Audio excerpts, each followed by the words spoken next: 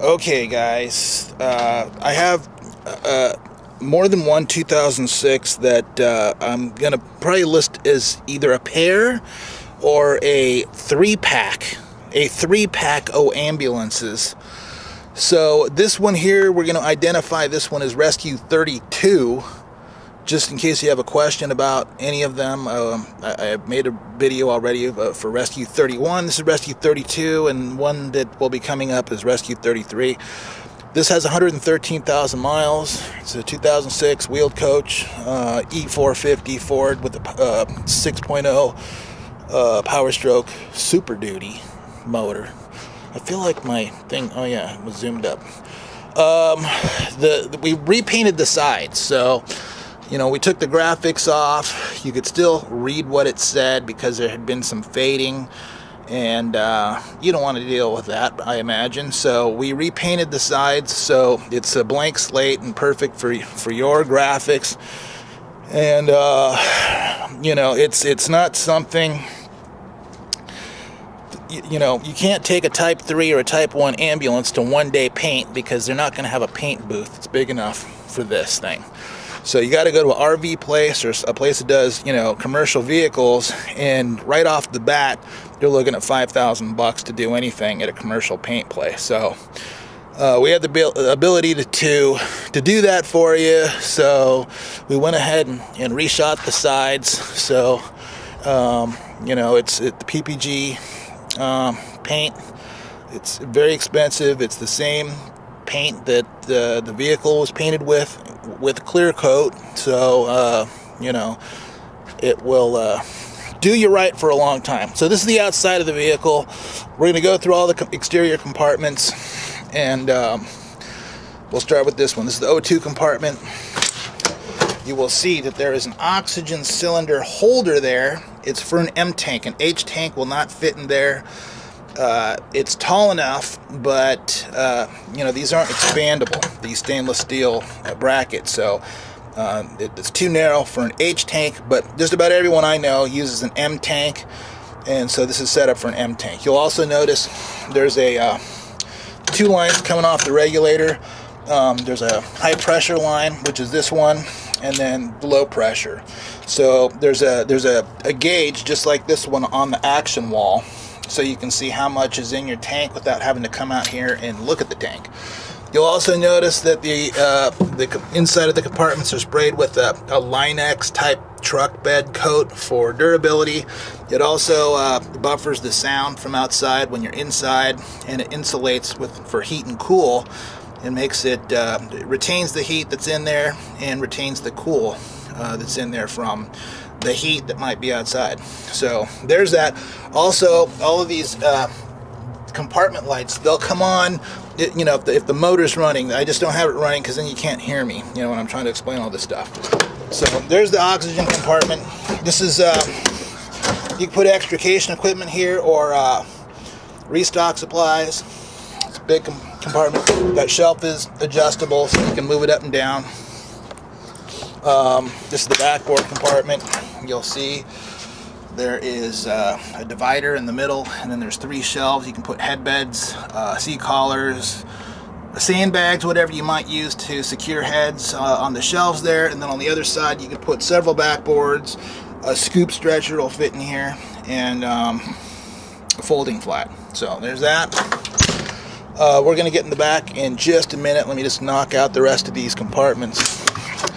You can put whatever you want to put in here. It's set up for turnout gear, your helmet, your bunker gear, jacket and pants, boots. There's that. There's space down here for two SCBA tanks, but those two racks were removed. Sorry about that. I had to put those in a new vehicle that I just got. And then there's a rack there for 3D cylinders for oxygen tanks. Yeah, you could maybe put more SCBA tanks there. It's not what it's designed for. It's set up specifically for oxygen D-cylinder tanks. And you can't put an E-tank there. It's just the compartment's not tall enough unless you put it diagonally in there, and then it won't be secure. Okay, this is the where you put your jump bag, your trauma bag, your portable suction, your monitor, all the stuff all the stuff you're taking into your rescue would go here. You can see there's reach through, so you can access that from inside. There's a portable SCORE suction charging station right there. And then below, there's a slide out tray for your batteries. Right down there, there's 2 batteries in there. And there's where that is. Let's get this thing fired up so we got power to the back. And I will show you all of the features of the back.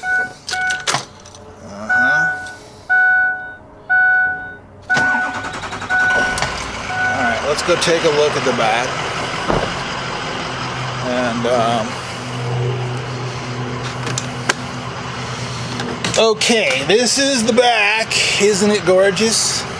It's a nice gray color. You know what? I gotta tell you the truth. It drives me crazy when there's like maroon upholstery or electric blue upholstery or green, you know, winter or hunter green. It's like, just give me gray. That's all I want. It's just gray. So anyway, I like this color scheme. The floor is in great condition. Oh, you know what? I didn't point out in the other ambulance. You'll see there's a variety of floor hardware here. You can put a Stryker MX Pro, a Power Pro, an Easy Pro, a Furno Model 35 in here. You can put a Furno Model 28 or a 28Z, which has a completely different type of antler system. That has the floor mounts here for that. So whatever gurney you have, these ambulances will accommodate that. Back here we have 2 big drawers and a couple of your typical ambulance see-through plexiglass compartments. There's an adjustable shelf there. There isn't one up there. You could put one if you wanted to, but there isn't one present. So there's that. You can customize these drawers any way you want. Make dividers and put whatever you need there. And little shallow space for extra seat belts or restraints. There's our CPR seat right there. And if you want more counter space, you can have more counter space. What do you think about that? Look at that. There's that.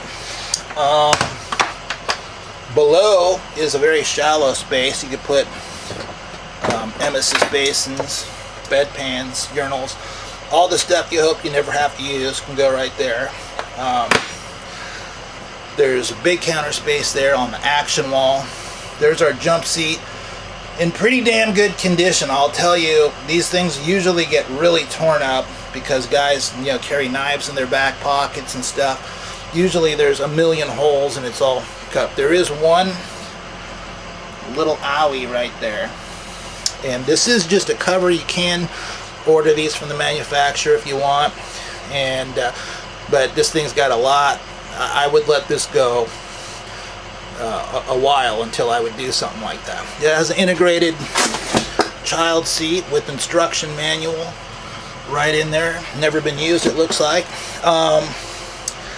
Over above the rear doors, there's more compartment space. It's the perfect size for extra boxes of gloves. There's space above the bench seat for more stuff. Below the bench seat, there's an IV drawer, which is really cool. You're sitting here on the bench seat, and you know what? I forgot to look. There it goes. That's got a sticky latch on it. I'll have to put some WD-40 on there. You put your Tagaderm, your 4x4s, your tourniquets, all the stuff you're going to start IV with. Patient arm is like right there, and boom, start you an IV. All right, there's that. Underneath the bench seat, huge space. You can put all your blankets and pillows, a traction split, and put Sager hair traction split there. All kinds of stuff you could put there. It's pretty big. And there's that. There's a big beefy armrest that you can put down if you want. If you want to chill on the way to the hospital, you can do that. And then here's the ALS wall. That's what they call that. AC units up above. This is all of our reach-through area. to that side compartment. There's a drawer here with our Ford owner's manual. This is a big space for, you can put a file rack in there. Patient care reports, refusal of treatment reports, AMA, accident reports, whatever. Then let's get into our action wall. So over here, oh yeah, I should mention, you'll see these radios. Those are all staying with the ambulance. They are non-operable. The brain has been removed, which was in this compartment here. So this is it's just the heads, the speakers, and the hand mics that are here. Those are going to stay. If you want to, maybe use Motorola Astro radios, and you can, incorporate this into your radio system if you want. So there's that. The heat cool switch that activates our AC or heat unit, and that's right there. It's on medium. There's low. There's high, which you can probably hear pretty good. And then what determines what the temperature is this thermostat here. You just dial it in to get whatever temperature you want, and then you can use your speed selector on how much of that you want to blow out. Our dome lights, we have there's the low, there's high over there, there's off, there's low, there's high. And then these come on when the back doors are open or the side doors open, and since the back doors are open, these are going to stay on for us right now. The oxygen system, here's the gauge that you can see. If there were a tank, you could see what it was reading. And there's our outlets for our O2. There's one on the bench seat side too, if you have a patient over there. It has an emergency bypass valve. If you just leave it on, it's just flowing. If we put in a flow meter right now, if we had a tank in there and just opened it up, it would start flowing right away. If we had this to off, it would only work if we flip this oxygen switch, and that turns a solenoid back there and opens up the flow. So if you don't run a lot of calls, if you're in a small rural area, it would be wise to use this system like that. Just leave it off. Only do that so you don't bleed your tank, behind the oxygen manifold or whatnot. There's that. Then we have the exhaust fan. So if there's some odors back here that you're not excited about, you can get them out. So we got, it sucks from right there and from over here. Alright, I'm doing a little follow-up video because I had a bad suction regulator. I just swapped it out with another suction regulator. So here's our switch over here, suction, and I'll put my finger over one of the holes on the canister. You can see the needle's working.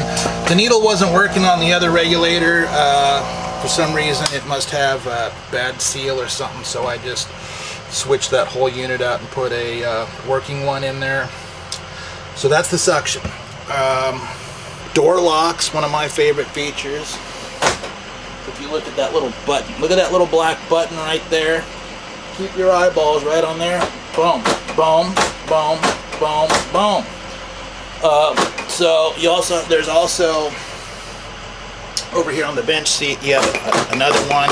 There's also a timer, so if you want to put you're pulling up to the hospital, you want to start shutting everything down, you turn your dome lights off, they'll come on as soon as you get that. It'll give you a minute to get out and whatnot. Same thing over here. So like that, you can see that little knobber. There's that. Alright, then let me just make sure I don't lock myself out. So, okay, there's that. And then, I think we covered everything back. Oh yeah, let me show you the electronics because that might be the best feature of all. You know what? I have to slide the seat forward. Okay. There are the electronics, the wheeled coach electronics. Very simple. There's just some bus bars and relays, and then I'll open this other compartment up, and you will see that there's some solenoids and some 80 amp fuses. Very simple. All of this stuff can be purchased from AutoZone or O'Reilly or Pep Boys or Napa, and that is a huge plus because you don't have to rely on the coach builder to you know, if you have a Horton or a Road Rescue or an AEV, one of these ambulances that has fancy electronics, they look beautiful. I will give them that. You know, the switch panel in the front and back, you know, has this beautiful integrated one-piece computer board panel. But if one of those buttons wears out, the whole thing's shot. You know, so you can't just pop a switch out. Like these, that's an $8 switch. So if one of your buttons goes out on your Horton panel, you have to take the whole panel. The whole ambulance comes out of service, first of all. Then you got to send the panel in. They might be able to repair it, but if they can't, if they have to replace it, you're looking at $6,000 to $8,000 to replace one of those panels. It's happened to me before with the Horton on a road rescue vehicle. I had a rear panel that had the air conditioning and all the dome lights and all the suction, and everything was integrated into this panel, and it went bad. The dome lights wouldn't operate the way that they were supposed to operate, and they no longer made that panel anymore. So it wasn't even an option to replace it. So I ended up selling that ambulance way before its time to a plumber who made it into a plumber's truck, because no ambulance company would have bought it, because, you know, if you don't have working lights in the back and air conditioning and everything else, then it's useless, you know. So something to consider, you know. $8 switch, wheeled coach electronics. They're bulletproof, they're simple, anybody can work on them. Your local mechanic can work on them. It doesn't have to be somebody with a emergency vehicle you know, certificate to change out a switch on one of these things. So there's that. Oh yeah, there's a lockable narcotics locker up here. You put your narcs in there and whatever else you want to lock up. I have the key for that. And there's that. So let's go up into the cab and take a look at that.